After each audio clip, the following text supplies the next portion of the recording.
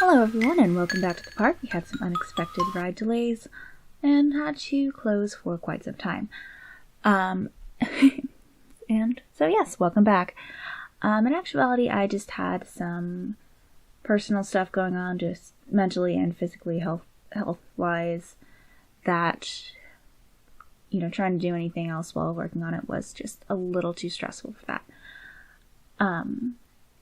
So starting with this, for this video we are returning to the Magical Girl Gang Design Series, which, just a quick reiteration, is pretty much just character design practice for a group of magical girls.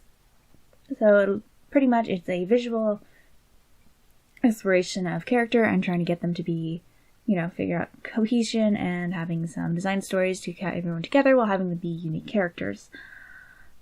And so the first two videos will be linked below and in the rest of this playlist as well. For Carmine, the leader of the group, and the red/pink, if we go with the tropes. And today we are working on Emma Smith, the yellow character. And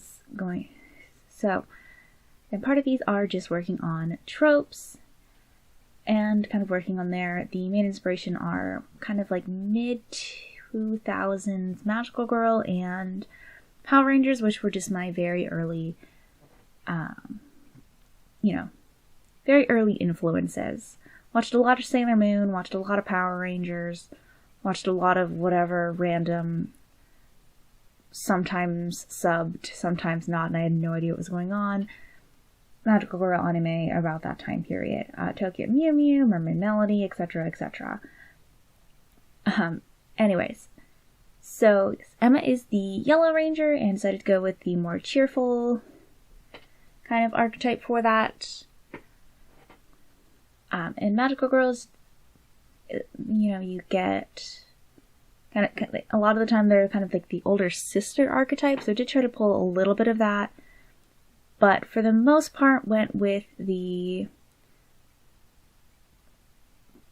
more consistent Power Rangers inspiration, which is they tend to be the kind-hearted character, or, the comic relief, or like the girl next door, as opposed to the Pink Rangers kind of general, pretty girl aesthetic. It does have a lot more variance than some of the other color archetypes, oddly enough, but that's one what we're going with today. And it was actually kind of interesting because with Carmine, had kind of started with a bit of backstory design and then worked out from there, but had some character to work off of there, and then just went through like civilian, everyday Carmine, and then went and designed her Magical Girl outfit from that standpoint. But for Emma, pretty much started the opposite. I knew I wanted to go with the more cheerful. Initially I was actually going for like the youthful, almost trickster archetype, like Pudding from Tokyo Mew Mew, but ended up going again with more of the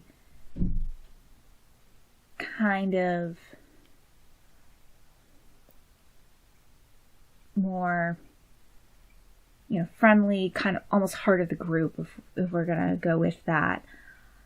Decided that the secondary color would be a light blue as opposed to a pink for Carmine, just because the yellow needed something to break it up, and the blue added just the perfect amount of contrast, and also had made a really beautiful visual sense with the shadows, because going with the yellow and the shadow just wasn't going to look right, unlike the reds that went with Carmine. So yeah, started going for a more of a cheerful, decided that the more cohesive elements from the Magical Girl side were going to be that their weapons are going to be in some way, shape, or form ribbon-based. Emma's is probably the most literal of all of them. Kind of, the twirling ribbons that you have in rhythmic gymnastics, that sort of thing. Along with some of the stripes and with the very decorative sort of bodice of whatever their outfit may be. Emma's fighting style is going to be much more acrobatic than probably any of the other ones, so she has a split skirt for easy movement and leggings, and, you know, kind of pulled things from there.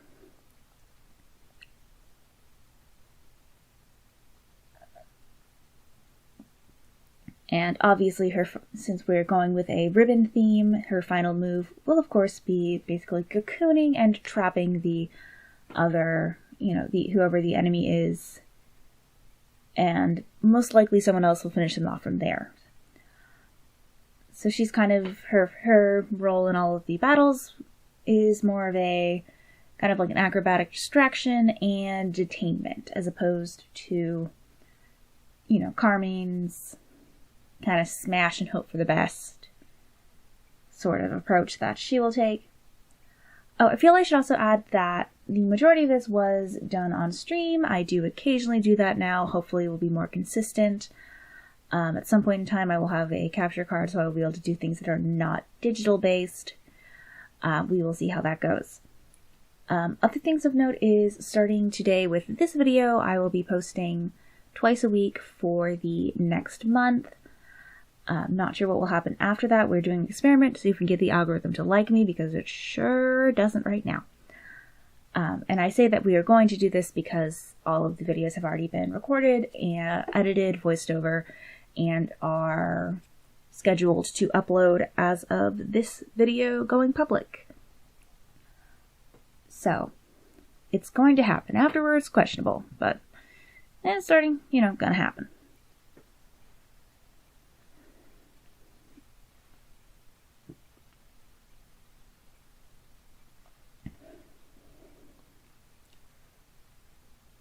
So yeah, as I said before, designing the magical girl part of Emma was fairly straightforward. You know, parts of it were, okay, it has to be coherent with the visual language that Carmine already started, and but also has to have some way to have a unique fighting style. That's one of the things that it said was fairly important on all of these, was they have to, you know, have some visual indication of how they are going to be fighting, and that has to be different than the others. So again, Emma's, you know, fighting style is pretty much just distraction and detainment momentarily. Carmine's is basically, she's a battering ram in most instances, though she's also the leader, so she does have some planning in there. Haven't quite decided if it's going to be I can figure it out as I go planning, or more of we have a detailed plan beforehand. Also realized that her head just didn't quite look right, so I had to go through the effort of changing that. And now we are back on to stream as we worked on civilian form. So obviously first had to mess around with the screen a little bit more to make sure that everything looked right, and to have room to add on her civilian, identity, which was probably the biggest challenge of this whole piece. I've probably mentioned it 3 or 4 times at this point, because started out with a bit of an idea, but I actually had about a 3-month period between designing her transformed state and then going to civilian. So I kind of lost a lot of the initial threads that I had planning for her. Like, I know it was somewhat related to more, Purin from Tokyo Mew Mew, but I just couldn't grasp it, and I didn't necessarily want to throw in like a child, which I think was my original plan.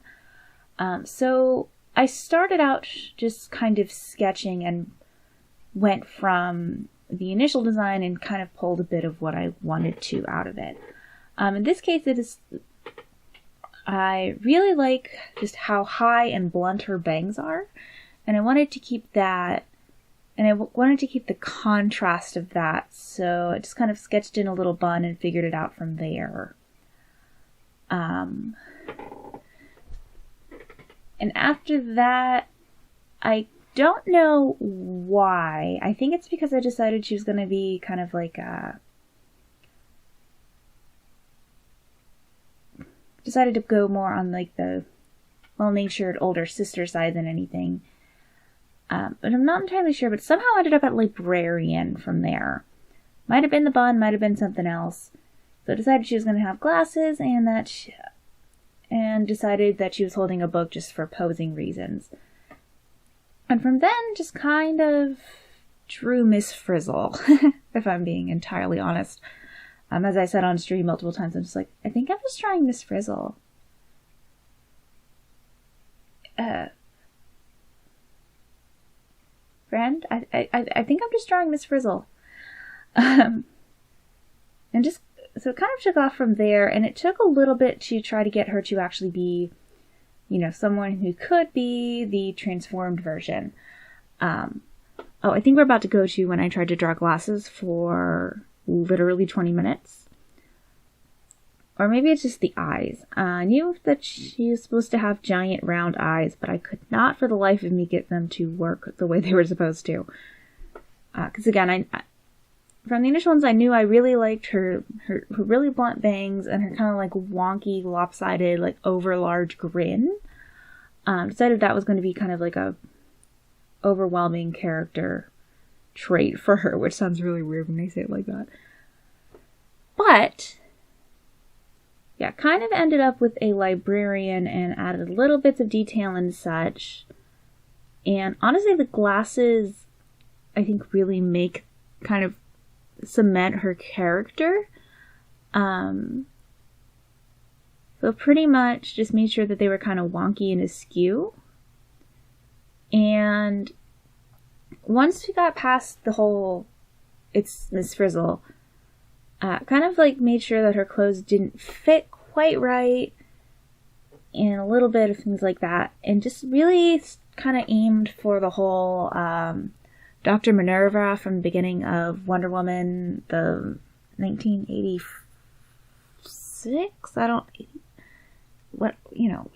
Whatever the last Wonder Woman movie was, that was really fun visually until you kind of like looked at it and got real weird. But anyways, going for, the Chitara, Dr. Minerva sort of bumbly vibe that she had at the beginning of the movie, which was delightful. And just kind of leaned into that. Decided that she is a librarian just because I didn't want to be drawing teenagers. So most of, they're going to have jobs and such there, because most of these characters are going to be adults or very close to it, as opposed to, kind of pulling away from the Magical Girl inspiration and leaning more towards the Power Rangers, specifically like Lightspeed Rescue and RPM, Operation Overdrive, I believe SPD as well, where they're, Lost Galaxy, where they're explicitly like adults.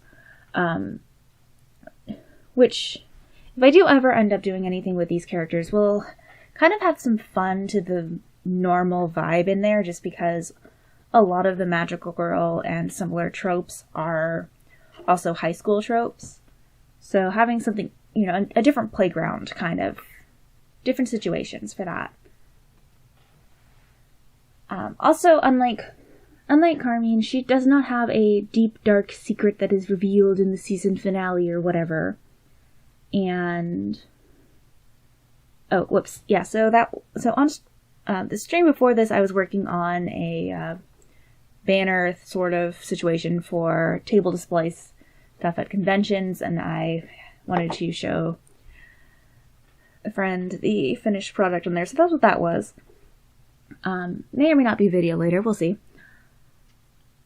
So unlike Carmine, she does not have a deep dark secret that is the season finale reveal conflict, but she only has the 4 designs just kind of, just transformed, currently attacking, and then 2 different sort of civilian everyday life personas. I decided to show her in work and then kind of just relaxing, which seemed like a good middle ground. So this one, she's just kind of enjoying a cup of coffee at like a coffee shop outside or something. And yeah, decided to have her hair down just a little bit to show that it's actually fairly short, you know, and be like, yep, no, she's not the type of, not exactly the type of character who's going to be very put together most of the time, and wanted to really show that for a bit.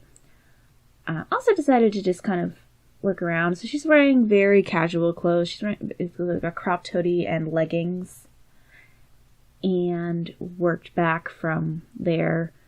Again, just wanted to show her kind of relaxed. She's not a very, I don't know, fancy character, not very pretentious, very much like the well-meaning, but not necessarily, you know, the well-meaning, friendly, older sister kind of character with a little bit of, but a little bit of obliviousness and some, you know, as I said, clumsy energy. Decided to go with like a green for her civilian secondary color, both to separate from the magical girl form and also a little bit of, we'll say, foreshadowing / kind of Power Ranger rules.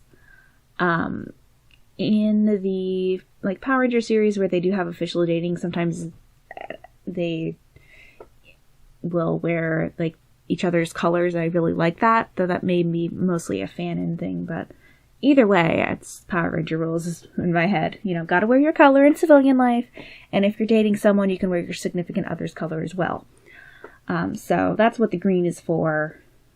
Decided that she's going to be dating whoever the green one is, and then there is the putting name in there and double checking, you know, just adding Carmine's name in there because I was like, I should make these consistent. And yeah, here are the final designs going from her magical girl to her everyday life to just kind of, you know, chilling out in the coffee shop in the morning. And yeah, thank you for visiting today. I hope you enjoyed your stay, and I will see y'all soon.